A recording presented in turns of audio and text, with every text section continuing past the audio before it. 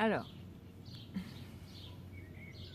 nous sommes de retour sur notre chaîne en duo, sens dessus-dessous, parce que André me posait une problématique que je trouvais qu'elle était sens dessus-dessous, justement.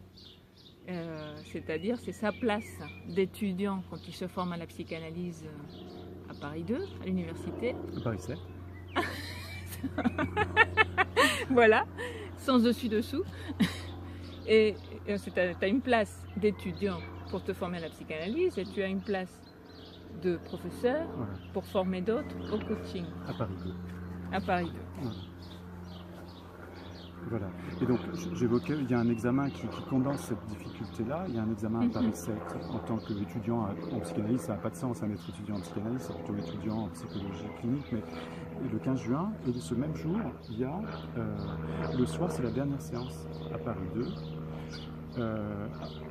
dans le cycle de supervision que j'anime à Paris 2. Et donc, ça pose la question, pour moi, mais je pense que c'est commun à vous, à beaucoup, en une fraction de seconde, de changer de place, changer de temps, prof, parent, versus étudiant, élève, enfant, etc. Je crois que c'est quelque chose qui se retrouve dans beaucoup, aujourd'hui, de monde, enfin, de situations. Oui, enfin, parmi les personnes que j'accompagne et qui font des reconversions, il y en a qui présentent des examens, des concours, qui essaient d'obtenir leur orientation en même temps que leurs enfants font des choix aussi d'orientation. Mais eux, c'est leur début de vie. Et pour les personnes que j'accompagne, c'est leur orientation. Mais ils se trouvent tous les deux à vivre des situations d'examen, de classement. Oui, des rituels de passage. Des rituels de passage qui étaient ceux qu'on vivait tous à l'adolescence et qui se représentent régulièrement. D'ailleurs, nos places en entreprise ou dans le monde du travail, elles ne sont pas non plus installées. Les évolutions sont permanentes, on se retrouve en permanence dans ce travail que doivent faire nos enfants dans l'adolescence, de devoir une sorte de métamorphose, de devoir se transformer. Et là, tu le vis, enfin, comme tu as les deux positions en même temps, tu le vis la même journée. La même journée, alors qu'avant, les rituels de passage étaient des rituels relativement longs. On passait de l'enfance à l'âge adulte, en passant par l'adolescence, le pubertaire. Ça prenait des plombs, j'allais dire. Oui, et c'était accompagné. Une transition. Voilà. Tu évoquais la reconversion professionnelle. C'est peut-être pour ça que les coachs prennent ce segment du marché, qui est la reconversion, comme s'il y avait besoin d'un tiers pour passer. Ah oui, pour faire... Oui, ils deviennent des mentors, des parents à nouveau, et ils se forment pour devenir parents. Oui.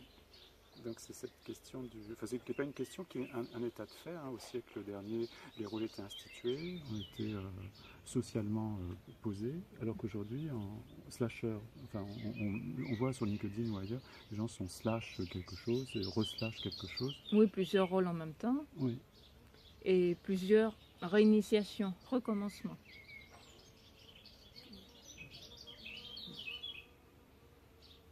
Ce qui me venait peut-être pour C'est pour ça qu'on recommence la vidéo.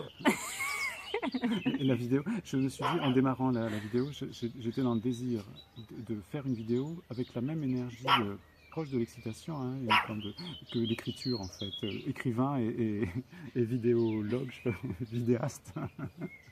Parce que c'était la même énergie.